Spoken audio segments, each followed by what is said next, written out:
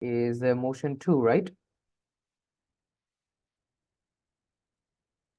Yep.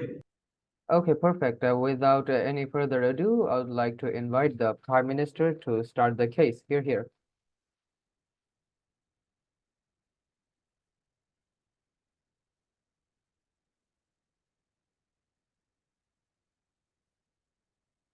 Okay, I'm sorry. I guess I need some housekeeping rules. First of all, please keep yourselves timed because I might not be able to give timestamps in the chat. Uh, Secondarily, uh, please keep your speeches within 7 minutes 15 seconds. POIs are highly encouraged and not mandatory, but yeah, in order to break down close comparison, we would literally use the POI engagement of teams.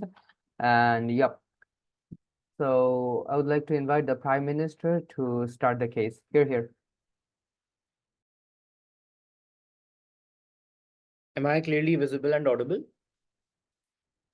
Yep. Perfect. Vansh going, Prime Minister. If you have a POI, don't unmute. I'll try to take one. Starting in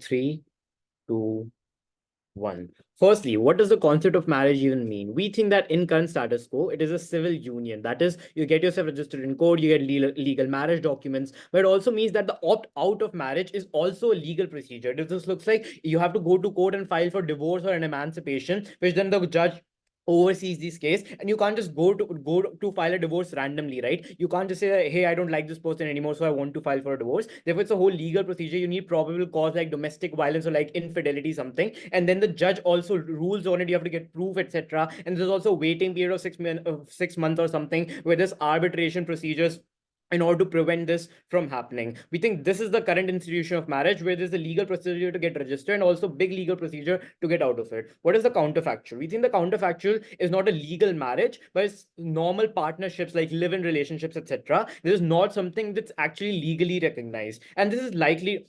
But also note what firstly, before I move on to proving the likelihood of the counterfactual, I would just like to frame that this debate is most likely to be happening in developing countries. Why? Because these are the countries where marriage laws are actually the most pervasive, so the largest impact is achieved in these countries. Why is that the case? Note that marriage in these countries has a sacrosanct value which is intrinsically tied to culture and religion of these people. They inherently tie like holy values to marriage. For example, in India, where when you're married to your partner, it's seen as if you're soulmates and you'll be together for the 7 births that you're going to have on this earth. It also looks like there's a lot of narratives of sacrifice tied to the concept of marriage, where women are expected to move out of their homes into the home of their husband, serve their family, give up her surname, etc. Insofar as the culture is so pervasive and so sacrosanct with around marriages, the laws in these countries are also the most pervasive around marriages, which is why we place this debate in these countries. The counterfactual is that you have partnerships that are not legally recognized, but it does not mean you as an individual don't have individual rights and protection, right? So it means you don't have like legally recognized marriage and something, so you can't have joint assets or joint bank accounts or whatever, but you still have individual rights. And why is that likely? Because the world is anyway moving towards like recognition of individual rights, which is a lot of people in status quo are trying to opt out of marriages and something like that, which is why it's likely that insofar as the Overton window is actually shifting towards giving individual right recognition to people,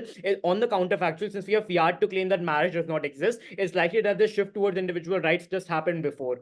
Just why on our side, you can still sign contracts before coming into marriage, which are not related to your relationship at all. So, for example, you can still talk about what you're going to do in the event of a divorce, or if you in the event of a separation on our side. If you have kids, you can decide preemptively how you want to split the finances and how you want to take care of your healthcare, etc. And you can like enforce these individual contracts, which is not based on marriage. So, if even if I don't marry someone, I can still have a contract with them, right? So, this is like any other contract, but you can use this to protect yourself in instance of a separation. Cool. Moving on to the first argument, then. I think the first argument is that opt out of relationships becomes much easier on our side. And I want to note this very explicitly. Insofar as we have fiat to claim that marriage never existed, we think the culture around this marriage as a logical implication of this also doesn't exist. What is the cultural connotation? It is that marriage is something that's permanent. Why? Because note, culturally in most developing countries, you're forced into it at from a very young age. Like most countries start forcing like women, like daughters and like their sons to marry when they turn 14 or 15. This also means And like this is also cemented by the fact that in like specifically in India, girls' parents pay a dowry amount at the time of marriage to the guy, to the guy's family. Why? Because this cements the idea that this is a permanent union. And like this also means that opt out of marriage is also significantly stigmatized within these countries. Like divorcees are tabooed, they're seen as trigger warning, used goods, and like something that you can't remarry, etc. Which is why which is why what this does is that within when you are in the marriage, it makes you extremely unwilling to even try to opt out of it, because the legal procedure, as I explained, is also so extremely like coercive in terms of you. It's extremely unlikely that you can even get a divorce in the first place, because there's so much nuance and so much complexities. But it also means that your family also forces you to stay into it. You just don't want that stigma that's associated with being tagged as a divorcee, etc. But it also means since state has all of these laws which want you to stay in marriage and make it hard to opt out of marriage, you see that as something that's legitimate and something that state doesn't want you to do. Insofar as all marriage does not exist, these cultural connotations and legal connotations also don't exist. So just an intuition pump, you don't give dowry if your daughter is dating a guy, because that relationship is not seen as something that's permanent.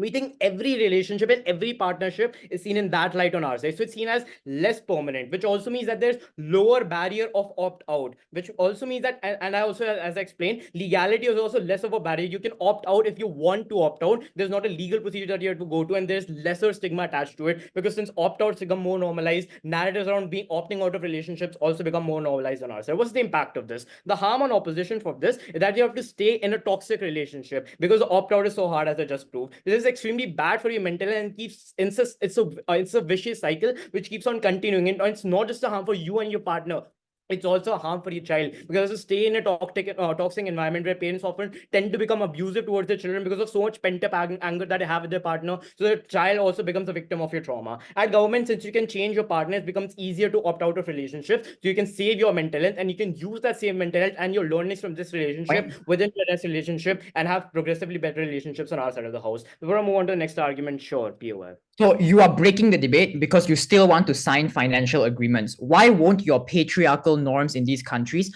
be strong enough to also influence financial agreements to favor the man?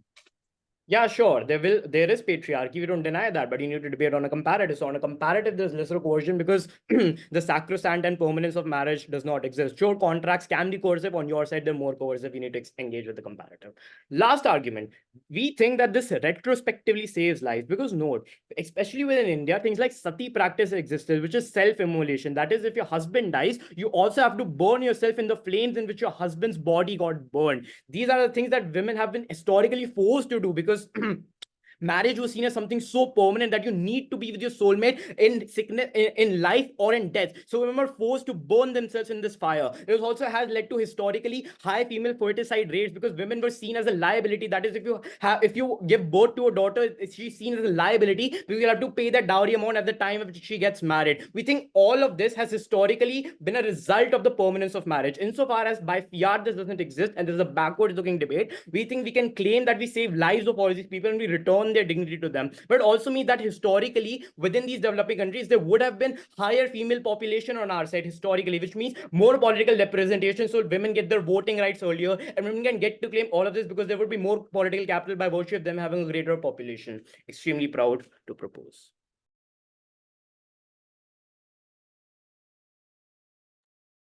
I thank the speaker for that fine speech. To start the opposition case, I invite the leader of opposition. Here.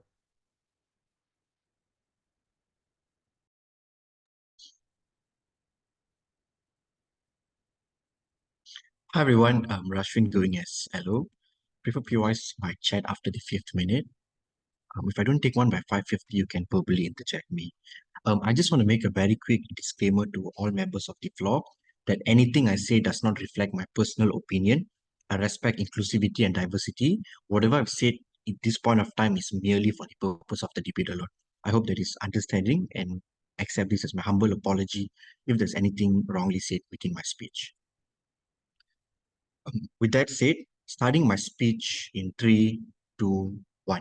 I have 3 technical callouts at the top of my speech. Firstly, notice how it tries to squirrel this motion to its developing country alone. The justification they give that is this is where religion operates primarily. But judge, if that premise is true, Every country pretty much started with religion. It could be Christianity, Hinduism, or Islam. Different facets of the world operated within religion itself. I'm unsure as to why it's true that religion alone has to be the tipping point of developing country. But secondly, if you notice, the main focal point of the debate is talking about women's interests and rights. But also, if that premise is true, then every part of the country has women. That means every part of the country has to be part of the debate.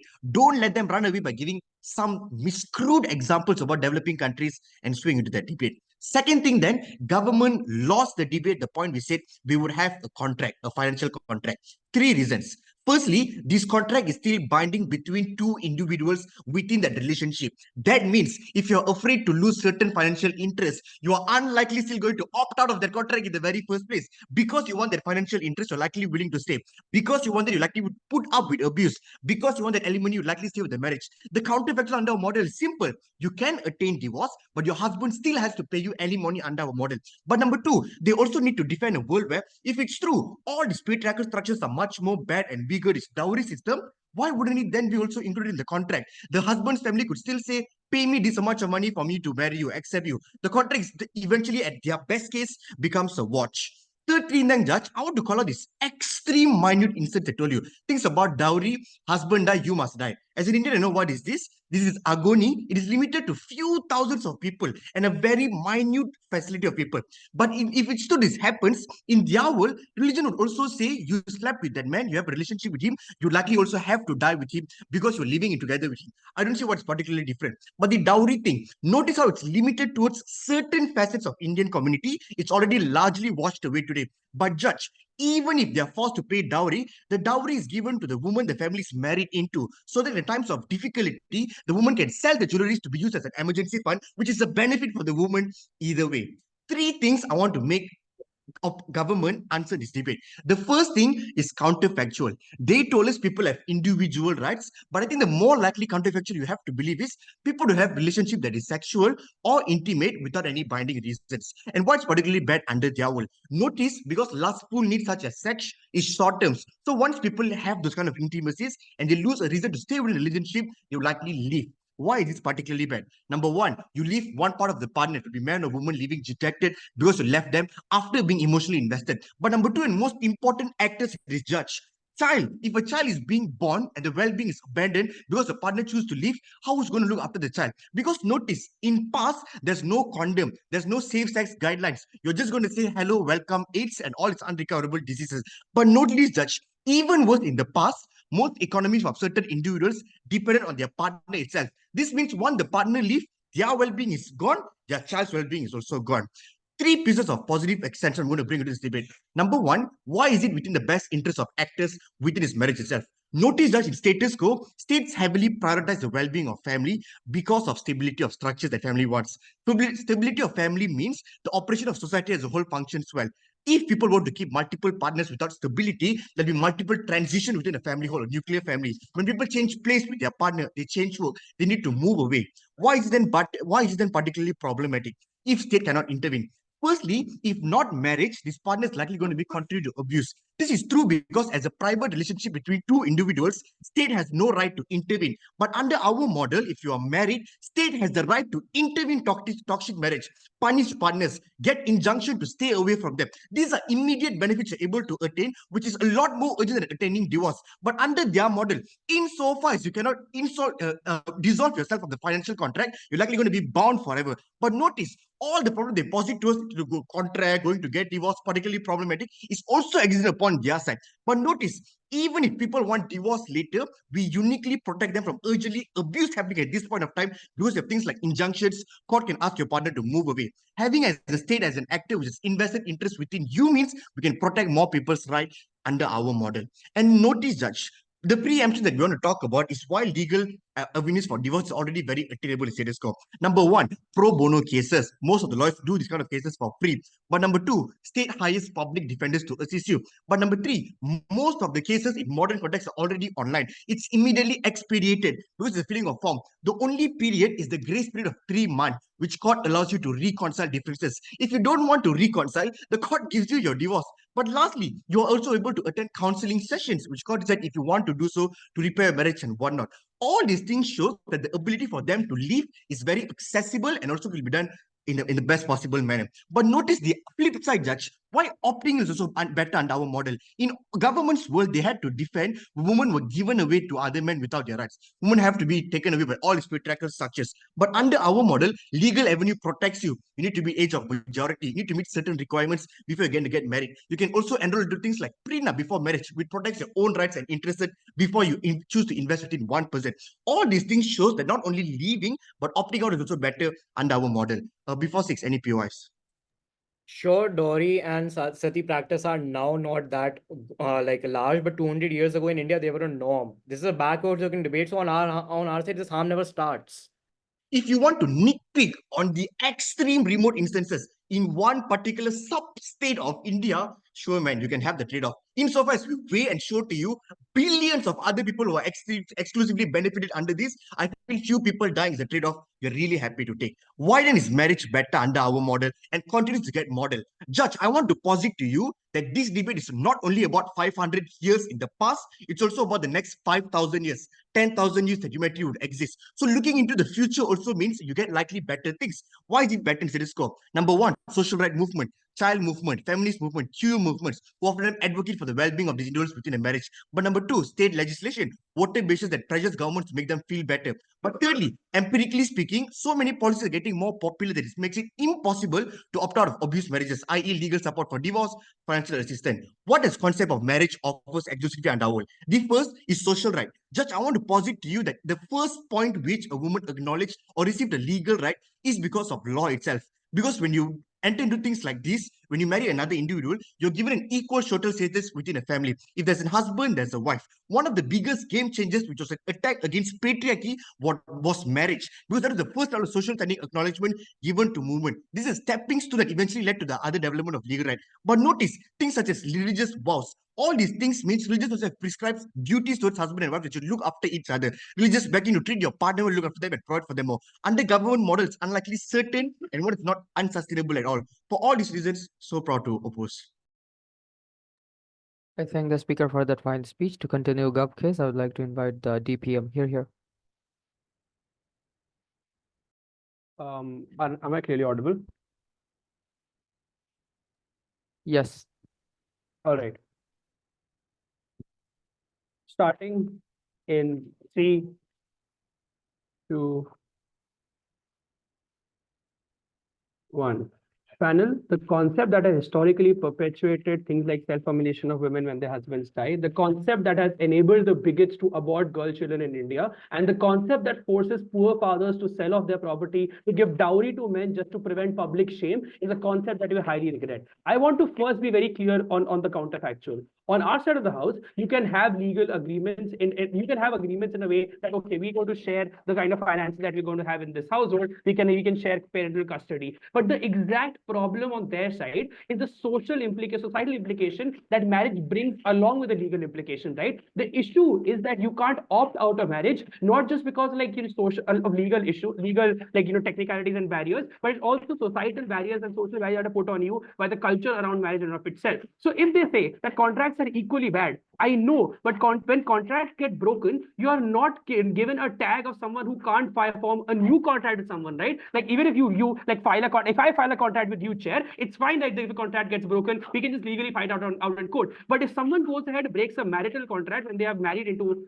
someone's household, and when they go ahead and break that contract, you're called a divorcee. The problem is this legal idea of you getting a tag of a divorcee is what causes social implications and stigma around people from them, preventing them from choosing or exercising their autonomy after the fact the contract is broken. So contracts will exist in both sides. It's about what happens as a consequence of those contracts breaking, because we can agree on both sides of the house that things can go bad in both other sorts of relationships. It's about where you have an easy way to opt out. It's about where you can just at least move on with your life as opposed to restricting yourself within toxic relationships. I want to be first clear on the engagement that I have with their side. They say one, the child ends up suffering. I think it's assertive at best, because children can end up suffering as well as when parents fight and don't end up divorcing. And when it's a high threshold to divorce in most individuals, when in developing countries specifically, I would say that the children end up suffering even further because they see their parents fighting every day. But secondly, I think parents raised by single parents aren't good enough children. You can be a psychologically strong person even when you have a single parent. I really don't know why marriage becomes a tipping point for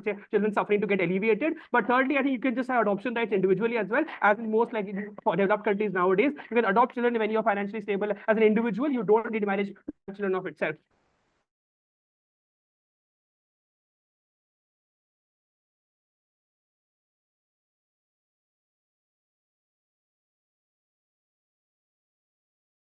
Enough dowry. This particular man. If the man asks for a BMW, and end up suffering throughout your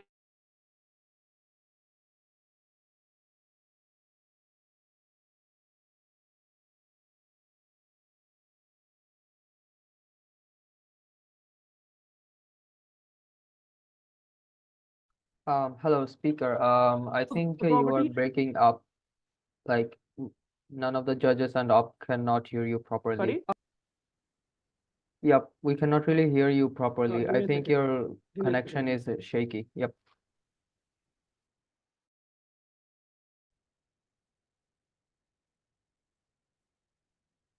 Is this better? Yes, it's better.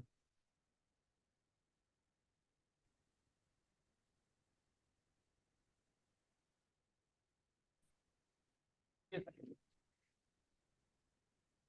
Hello, are you speaking?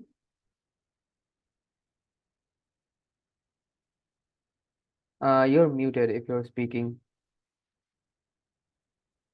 Yeah, I was just trying to change my network. Is this fine? Yes, it's fine.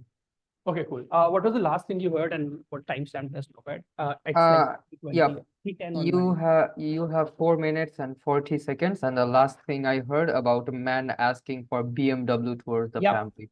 Cool. All right.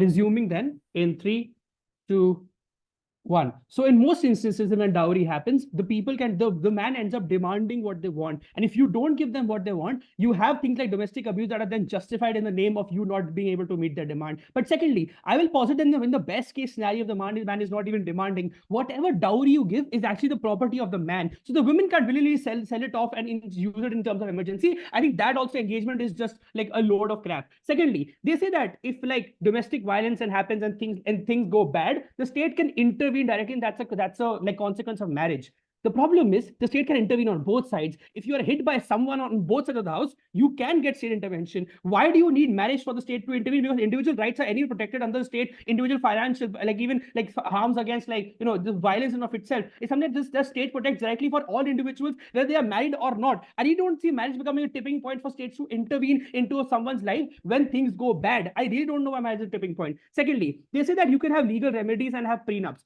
I'll posit that this comes at a very later stage and people even approach the court. In most instances, people don't even have the knowledge or to go ahead and approach the court, or they feel that the court itself is going to be a huge process, so they don't even end up going to a pro bono lawyer in the first place and end up having prenups. So I think in most instances, their case is like a non-starter, because I don't see the inherence of marriage in of itself, because all those kind of benefits of like you having financially stable relationships, you can just have children and healthcare and all those kind of things. You can just find contracts and without the social implication or societal stigma are associated to marriage. I think we are very clear on our case. There are 3 issues with divorce. One, to file a divorce, you need a probable cause, and the cause has to be a hard cause, right? You can't like, I don't like this person, I need to move out of relationship because I just want to, I don't explore myself, go find other partners. You can't do those kind of things, right? So you have to have a hard cause, and that means in most instances you can't go ahead and find a divorce. Secondly, you need a legal representation. There are structural barriers of resources in finding legal representation. But thirdly, I think divorcee tag itself is not acceptable in most developing countries. That means people end up not divorcing and rather staying in the relationship even when they don't want to stay in the relationship. On the comparative on our side of the house, you can easily opt out without getting that particular tag. You might be someone's ex, but you're not a divorcee. That's literally semantic change that happens, and that leads to reduction of stigma on our side of the house, right? The harms of marriage, this concept is just actually one-fold, right? That there's this huge restriction on freedom. There are 4 layers I want to analyze this on, but before I go do that, PY, sure.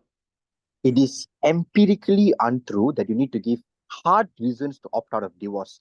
Just on the basis of mutual agreement, people can also attain divorce. Mutual agreement has to be from both sides. If I don't like my wife tomorrow, I can't file a divorce because likeness is not a reason. You have to explain that why legal, like you can find this in any sort of constitution that you can just not like a person and file a divorce. I think all those kind of things can exist on our side of the house when you just like opt out of contracts, because contracts itself is not a societal stigma creating problem. Cool. The harms of marriage as a concept is restriction of freedom. 4 reasons. 1, I think marriage enforces things like societal expectation on individual, things like monogamy that you can't go and fight other partners. Things like domestic abuse needs undeniable proof. And also, like, even in developing countries like India, marital rape is not an issue. You can literally go ahead and do this without getting any sort of legal ramifications. But secondly, the legal restriction of divorce restricts individual's freedom. So if you want to go ahead and opt out of that marriages, it just takes a higher threshold for you to go ahead and opt into these things. But thirdly, there's a pressure to get married before 30. The societal implication is that people can't go ahead and pursue things like longer degrees or PhDs because they have to get married. There's a huge opportunity cost attached to the idea of even restriction of your own career choices. But fourthly, the heteronormative norms of current system of marriage, current concept of marriage, prevents people like LGBTQ from getting recognized as the concept of marriage of itself.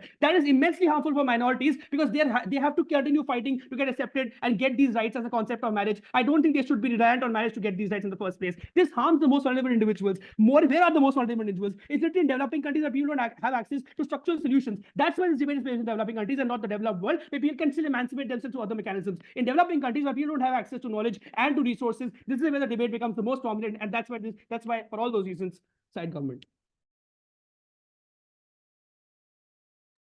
I thank the speaker for that fine speech. To continue the op case, I would like to invite the DLO. Here.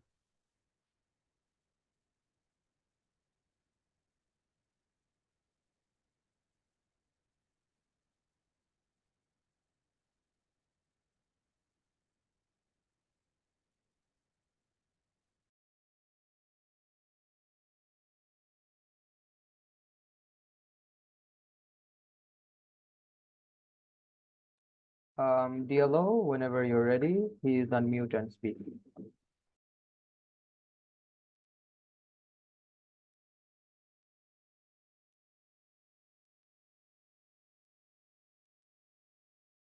The problem with this team is that they seem to regret the patriarchy more so than the concept of marriage. Because when DPM conceived, they still want state intervention in abusive relationships.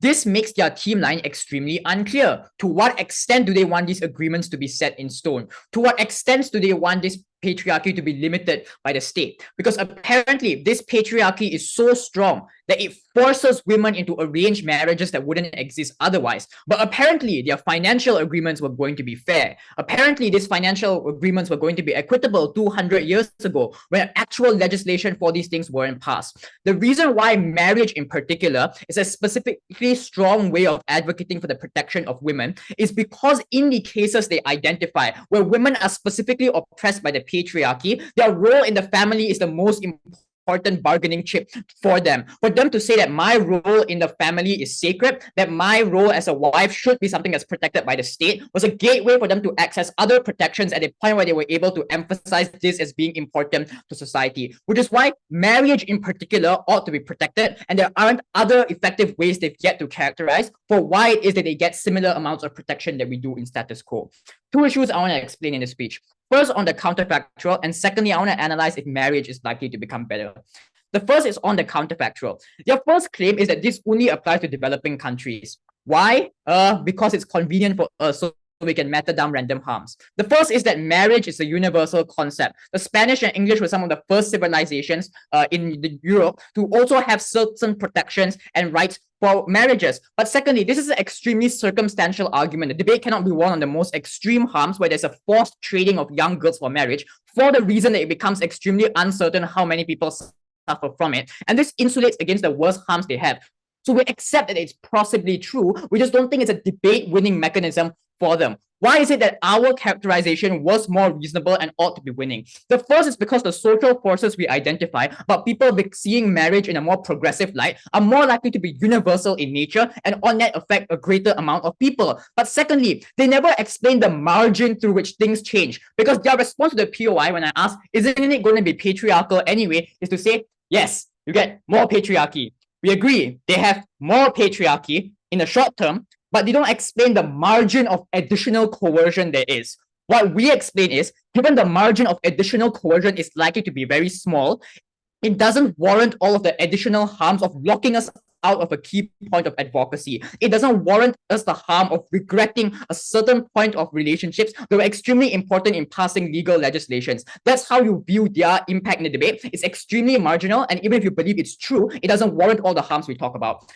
Here's why our counterfactual is better. The first thing we explain is that families are now seen as something that the state should have jurisdiction in, rather than something that's completely private and something that is only left up to people. And this means that when the state has jurisdiction and is the primary demarcator of how relationships work, it becomes easier to overcome existing religious sentiments. It becomes easier to overcome patriarchal family norms, because in the cases they identify where there are strong religious norms, we explain that the entrance of the state is the thing that moderates these things, that has another social force that makes it so that patriarchal religion isn't the only thing that exists in these areas. They say the state can intervene on both sides, but that breaks the debate, because their side is saying that the state entering legitimizes all this patriarchal stuff, writes it into an agreement. So you can't have the state intervening. But also, because you want it to be totally up to two people to decide when to enter and when to leave, that means you want less agreements, you want less laws. So we get more laws. Why is it that the state intervention is better? The first is that the state is politically accountable to people. You can vote, you can have media scrutiny, you can protest. In comparison, there is no way for you to hold the patriarchy accountable, because the patriarchy isn't an actor, it's a concept, it's a historically subtle social norm. So there's no way for you to radically change these things over time unless there's a pinpoint target, which is the state laws that govern marriage. But number two, let's agree with them that on our side, we have more agreements putting on paper that women and men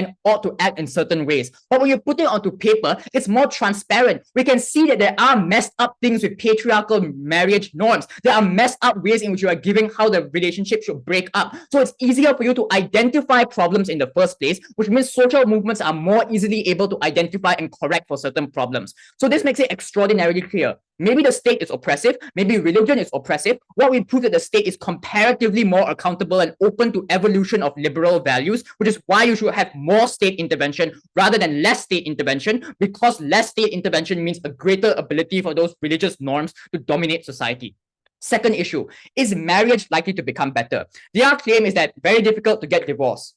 Three responses. The first, in that many cases, we think that's also a good thing. Here's why. Because being difficult to opt out also means you have lots of things to consider before opting in. So if you know it's a binding commitment, you don't choose someone who's not compatible with you emotionally, sexually. So you're more likely to consider these things beforehand. But number two, it's also good because in these cases, sometimes when relationships break up, you can't just say that the only cases where relationships break up is because of abuse. There's lots of cases where they're just shitty people, where people run away from their spouses and abandon children. But thirdly, we have reforms, we have legal support, we collect more information of the divorce. I don't know why the solution to this small loophole of not being able to get a divorce easily is to regret the concept of marriage entirely, rather than reform existing structures that makes it difficult for abusive relationships for women to opt out of those. So it's a problem solution mismatch. Before that point, yeah, you're working on a faulty premise, because most marriages in the world are dictated by also religious laws. So like things like Sharia and Hindu Marriage Act determine whether you can opt out or not. Explain why those things are also evolving with state. So I explained that if you put it on paper rather than just living up to some nebulous notion of the patriarchy, it's far easier to see what the problems are. If there's something messed up, we can correct for that. But number two, once again, that only engages in the cases where there are religious norms. Number three, if there are religious norms, I don't know why they don't exist regardless. Again, very, very small margin of impact in this debate, but massive benefits we have on our side. What were those benefits? One, the concept of marriage doesn't force you into it. That just because the concept of marriage exists doesn't mean everyone has to get married. If you prefer casual hookups, go ahead. The key element of a marriage is that it focuses on mutual respect and consent, which didn't exist pre-marriage because patriarchal norms that men were able to control women as property dominated. Number two, we get legal rights to say that your monetary well-being is split between partners, so it allows parents who leave their child to also pay child support. But number three, the concept of marriage and family is glorified in various different cultures. So instead of trying to reform state legislation, on their side, you have to rebut individual religious scriptures. You have to rebut individual cultural practices. It's very difficult to change. On our side, we think the future of how marriage is likely to become is also important, because even if the status quo wasn't perfect, the future is where the world has the greatest margin of impact in the debate. There's far more people in the future. There's far more people who would benefit from marriage existing. For those reasons, you have to oppose. I thank the speaker for that fine speech. To conclude the constructive case from Gov, I would like to invite the Gov whip. Here. 10 seconds.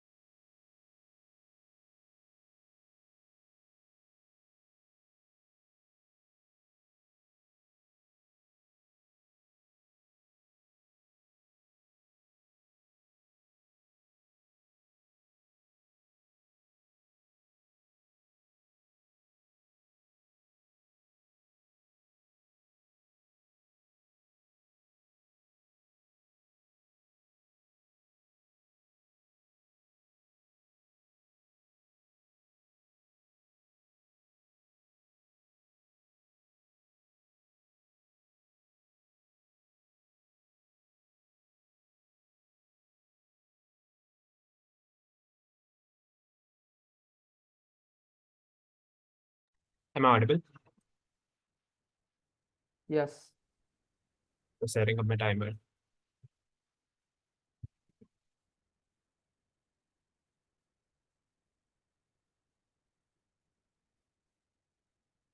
Cool. Starting in 3, 2, 1. First, I just want to clear out the type of contracts you have on our side of the house versus the contracts you have at side opposition. Contracts on our side do not recognize that you are in a relationship or in a marriage. It can be just any contract you can have with anyone, right? I can make a contract with Vansh to care for a dog and have an arbitrator sit on there. That is the type of contracts you have on our side of the house. Your relationship is something that is not legally recognized or even a part of that contract. At a point of time, no relationship even formed because of this contract. There is no legality for divorcing also. Therefore, opt-outs of these relationships are something that are way, way easier on our side of the house. Second, contracts at op recognize that you are married to that person legally. Hence, you cannot form your own conditions in the contract, but there are blanket marriage laws which are patriarchal in of themselves that you have to agree to because that is the only law in the state. At a point of time, these laws have patriarchal in terms of marital rape being not recognized and inheritance being given to only sons and not daughters. I think those are the patriarchal laws that you have to opt in into at side opposition, even if they say that state intervention is good when they agree that state is likely to be patriarchal. On our side of the house, at least you have some say in what the contract you want before the marriage. So if you do not like the conditions of that contract, even if that man is pushing that contract on you, you can opt out of that contract because you are not legally binded to him in form of a marriage, or you are not legally binded to him in form of culture also.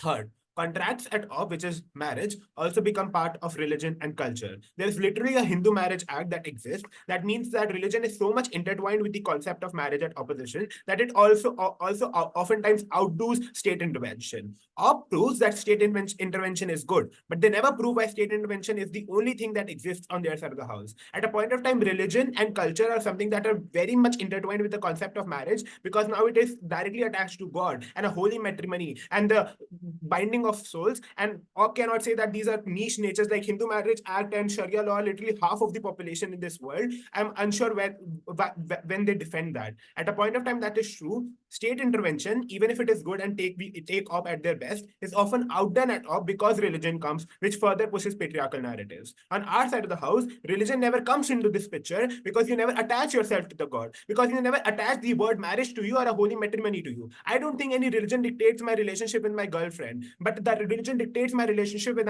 I'm with a wife, because that is when you are like uh, talking to God or having a pastor or having a pandit coming into that marriage and recognizing you. At a point of time that is true, we think that bad structures come into power at side opposition. Next thing I want to do is on bad practices in the past and the harms that they have already incurred at opposition. First, note that religion has a very stronghold in developing countries and status quo due to weak state structures and less support for poor people. Therefore, they have to opt in into religion because that is the only source of catharsis and money they can get. Now, imagine how strong that religion would have been 100 years ago when these state structures were not even built and were way, way weaker. This proves that practices in Hinduism like sati were a strong norm because people were forced to opt in into it because of the propaganda and power religious leaders had 100 years ago. At a point of time that is true, the only analysis at op is to say, oh, these are niche cases, which is not. Literally thousands and millions of women were killed in India during the before pre-independence era because of practices like sati. But even if you do not engage in sati, you are still seen as a divorcee. Divorcees who was thrown into divorced homes, who were thrown out of their families because they cannot even return to their original families because of the shame attached due to being a divorcee, due to the cultural roots and religious roots that now are get connected to things like marriage. Note, if your daughter breaks off with a boyfriend, you do not let your daughter go away, or you do not have any shame as such. You probably tell your daughter that she can get into another relationship or find a better boy. But on a comparative, when you get your daughter married to a man and that is legally binded by law and also religion, and after that daughter opts out of that marriage, that is when shame comes, and that is when the divorcee tag comes, where the daughter is left to fend for themselves and suffer. But third, also your future prospects to get into a relationship are dead. Note, this not only applies on women, actually, this also applies on men. The perception of you is seen as so bad because you broke a holy matrimony, because you went against God. You broke things like permanency and the nature. At a point of time that is true, you are again, your future prospects to get into new relationships is harmed because of this. The concept of marriage is something that restricts you from having any autonomy over yourself. Then weighing on just how society acts on both sides and why it is better on ours. First, On our side, everyone comes into contracts and relationships are not seen as permanent. So opt-outs become normalized on our side because this is a retrospective debate. So marriage didn't exist from the very start. So things like bad things in marriage, in relationships have been happening for all the time. So people intrinsically want to opt out from the start. At a point of time, there is no legal barrier or a religious barrier stopping them from opt out. That means that from the very start, people were opting out of relationships on our side of the house. Therefore, opt outs are something that have been normalized on our side of the house. But also, there is no state imposition to define how a relationship needs to look like. In status quo, state imposes that a relationship needs to be heteronormative, that there only can be a one man and one woman in that relationship, in that marriage, and it has to be monogamous. Because of those impositions, you as a person lose your agency to define what your own relationships look like, because you can never enter into a marriage unless you agree to those heteronormative and patriarchal structures. But second, for women on our side, you can say that your role as a woman is also important in a state. Hence, you are seen not as a wife, but can still be protected as an individual, as a woman, because the laws you are pushed into opt, even if women's role is sacred, as the DLO says, is still highly patriarchal. You're only seen as a sacred wife if you do chores at home and listen to everything that man says, and if you do not go ahead and divorce out of that marriage, then only you are seen as a sacred woman. But on our side, you can still be seen as a woman who is part of the state and can still be legally protected. POI. Even if people are viewed as divorcee under our model, they still get targeted state assistance such as single mother programs. But under your model, now the woman is viewed as a slut who sleeps around with many men. Isn't that perception even worse?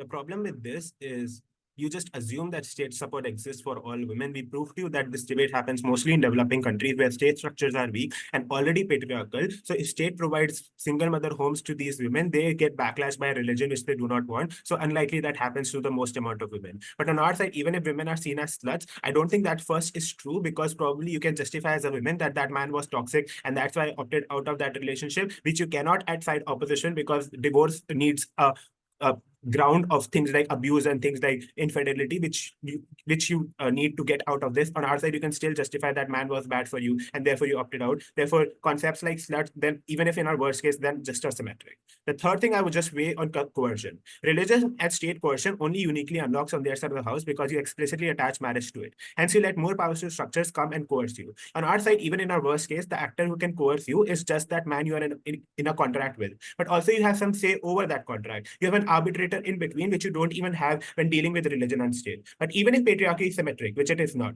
marriage is still inherently bad due to the monogamous structures it pushes on you, but also due to the opt-out, which becomes much more difficult on their side because of the legal barriers. Because of these reasons, Gav. I thank the speaker for that fine speech. To end the case from Op, I would like to invite the Op whip. Here.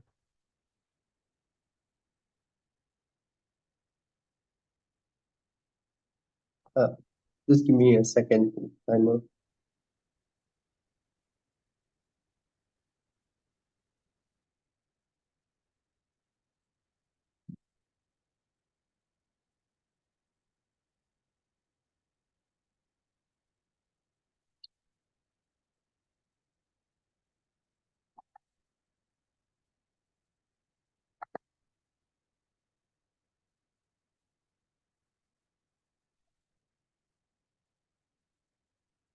Yeah, visible and audible?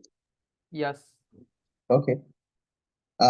Just before I begin my speech, same as Rashrvin, everything said here is not reflective of my views, especially because it's recorded. Everything I say here is for the purpose of a debate and for the purpose of like competing as a sport. If I do say anything that is alluding towards things that are offensive towards individuals, I do truly apologize. Because like when people debate, we tend to say shit that is stupid because we panic, I guess. I don't know. Yeah, but without further ado, POI is in chat, by the way. I'll give you one. Okay. Starting my speech in 3, 2, 1. I think that the problem with government in today's debate is the problem of convenience. Because note, framing only applies when it's convenient to them. but conveniently doesn't when it's their countermark about how contracts on their side become better. It conveniently applies as to why marriage as a concept is the fundamental problem with patriarchal relationships that existed 200 to 300 years ago, but these suddenly magically don't apply towards the very contracts that they posit happened 200 to 300 years ago.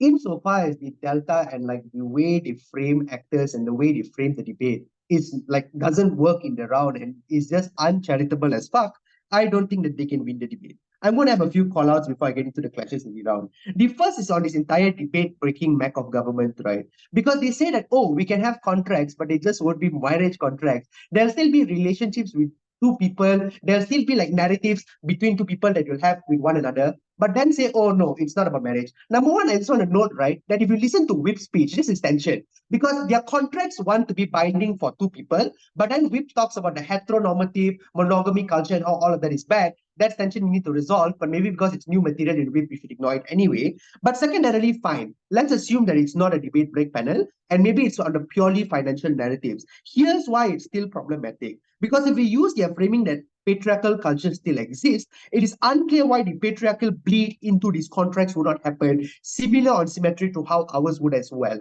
I think the point where we can watch this out in the debate, we can actually flip this analysis because maybe no team can win on 200 to 300 years ago where women were fucked due to the contractual situations that they were put into. But at the very least, and if you listen to the two speakers before me from outside up, you get to unlock the incremental benefits that we got in the feminist movement that eventually led to things like the suffrage movement, that eventually led to a lot of marriage acts and contracts, which were provisions to protect women within like different marriages and different contracts. All of these things are exclusive. The point where you have a contract that is predicated upon your relationship instead of finance, because of the fact that this is how the feminist movement unlocked these things in the first place. You make commitments to your partner, not on a financial basis, but on an emotional basis. That's why you owe a duty of care towards them, to protect them, towards pay child support, towards paying alimony. All of these things are exclusive to our side and cannot be unlocked via the wonky financial mech that they give you. Secondarily, on the Indian nuance, right? And like I think that's the largest harm in the debate, where they give you a lot of nuances that happen in the Indian subcontinent over the past few years, where like you shame women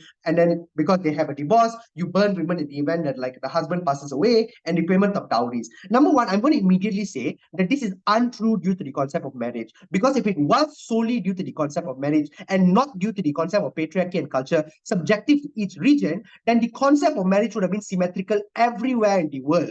The point where the Indian subcontinent has a nuance is the point where you have to concede that it's because of patriarchy and culture that these things were perpetrated in the first place. And the further proof of this being the case is its exact reason why matriarchal culture, like my mom's side who's Sri Lankan, have dowries that are paid like in the reverse, meaning that the women's side gets the money from the man. Meaning things like dowry, things like burning husband, all are due to the subjective cultures of the regions that you are from. Yes, it is a harm towards women that occurred on an incredibly large scale and that is wrong, but they never prove that due to the concept of marriage being abolished, you can take it out in the wrong round. Their biggest harm in the debate is non-existent. But this brings me right towards the clash in the round. Because on the clash of who protects women more in the round, the point where we take out harm of side government is the point where we win. Notice they run a largely negative case. Read out the financial contracts, which has already been taken out enough in the debate, right? They say they protect more people because, oh, no marriage. Marriage was really bad for women. No counterfactual beyond the financial contracts, which are equally patriarchal anyway. Secondarily, marriage is bad because these things happen in the examples we give you. So please accept it. Third, better because of the financial contract. Fourth, because at least you can change relationships and like you won't be shamed. I want to call out the last layer immediately, right? Because if you live in a patriarchal culture and you get into a marriage and you are shamed when you leave the marriage as a woman, if you get into a relationship, you're going to be shamed when you leave the relationship as well, panel. Like, this doesn't make sense. You can't buy this analysis. But all of this is premised on number one, you believe that the patriarchy shifts intuitively the point where you remove marriage, notwithstanding mechanization or anything else around. Secondarily, that the shift in religion and society will follow the point where you abolish the concept of marriage. Why is this untrue? Number one, religion and society, and this comes out in first, no response, by the way, from our side gave it to you in first, is that religion and society have their own intrinsic reasons to encourage people to have childbirth, to encourage people to like get into relationships, to encourage people to like not get a legally binding contract of marriage, but to have unions between men and women. The problem then is the point where you abolish the concept of marriage, and this is where our contentions come in. Number one, you lose out on the protections that women have due to the perceived sanctity of marriage as a contract. But secondarily, it's also about how you perceive womanly roles within the relationships of marriage. Umar gave brilliant analysis on this that goes completely unresponded to, which is when you exist within a patriarchy, the means for women towards escaping was through marriage and through the sanctity of that contract. No response. Third, about the legal support that you can offer towards women. Again, no response, except saying it's symmetrical with no MAC.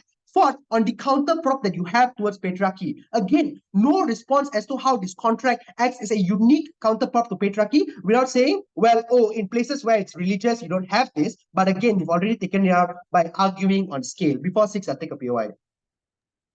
Our counterfactual is not just contracts, it's also not having the permanence of marriage, which is why it's easier to opt out. Don't try to say everything is symmetric. Yeah, did you not listen to my speech when I said that it's easier to move out, but then I called it out as bullshit? Because if it's hard to move out in a patriarchal society because of divorce, it's also hard to move out in a patriarchal society because of a relationship. The problem isn't the concept of marriage. The problem is the shaming that individuals have for women. That's a fucking disgusting behavior. But the problem is you never explain how you remove it. We flip it then on secondarily on the societal norms clash and the state ability to intervene, right, panel? Because number one, just like note that there's very little comparativeness towards this, but like judging from the POI that they gave, it's clear that they don't get where the delta in the debate lies. They say that the state was weak long ago, and secondarily, that norms shift because, well, you need to believe us. There's no mechanization as to why norms shift, the point where you abandon marriage. Just believe it. What is this predicated on? Number one, obviously that you believe the shift in the norms. Why is this untrue? Number one, due to the mechanization that we gave you, that there are other narratives in play that act as an incentive towards you stopping and not allowing like women to have liberations through like this, like different patriarchal narratives. Insofar as they never took this down in the round, reply can come up and say that they did. But then what did we contend? Number one, the point where you make it a legally binding contract is the point where the state has the jurisdiction and the ability to overcome patriarchy. That state intervention is something that's able to be done, and the state can act in an arbitrary. This is basic family law, which Rashrvin gave to you. Best case here clearly means that we win, because even if all of their things are true, the problem is that they deposit very little counterfactual. We've already taken down the little that there is, which is why even on our worst case contention that maybe this was something that was bad in the past, it led to the unlocking of various benefits that we see today. For all these reasons, clear up. I thank the speaker for that fine speech, and with this we come to a conclusion to the constructive part of this debate. To start the reply speeches, I would like to invite the op reply. Here.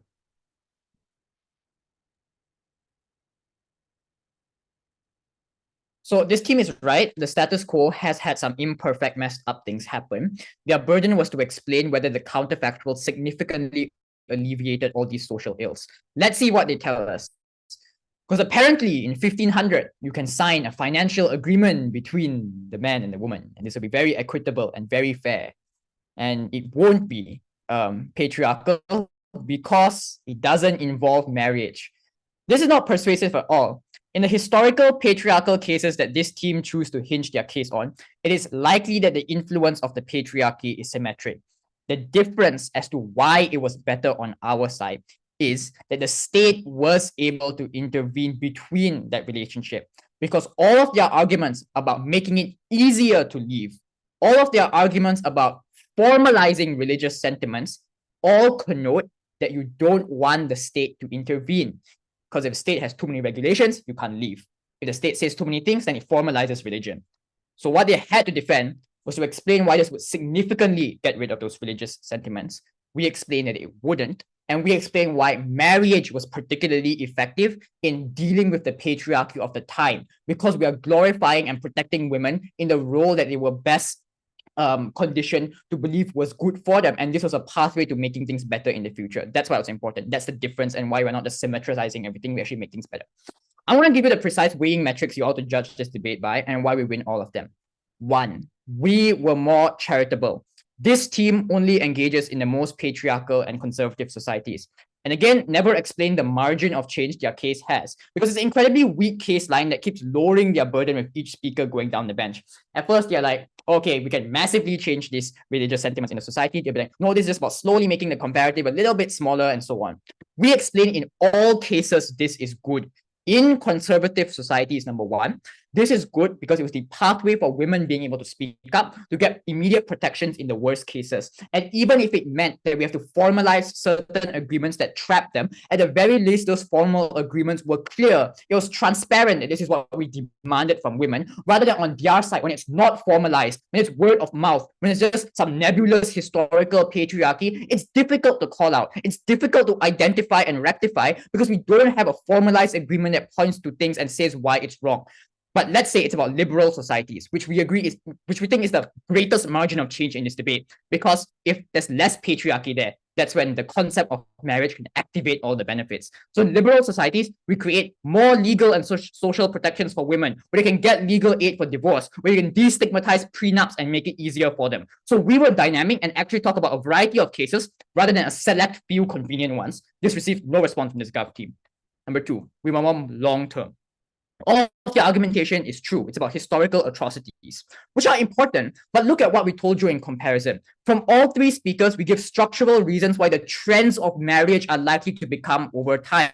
The reason being that the state is comparatively more accountable. It's easier for you to make these liberal values evolve into the scriptures rather than it has with religion broadly. Number two, because there are feminist movements, queer movements are all advocating on the basis of marriage, because the symbol of a family is very powerful. Number three, empirically, we get all of the laws right now that have better child protection the services in the case where the one partner has to leave, they have to pay their dues here. That's why we get overwhelmingly good marriage law. On their side, even if you accept the best case that the contract works, what's their pathway to change? How are they going to mitigate the patriarchy in the long term? They don't have a mechanism to improve conditions. We do.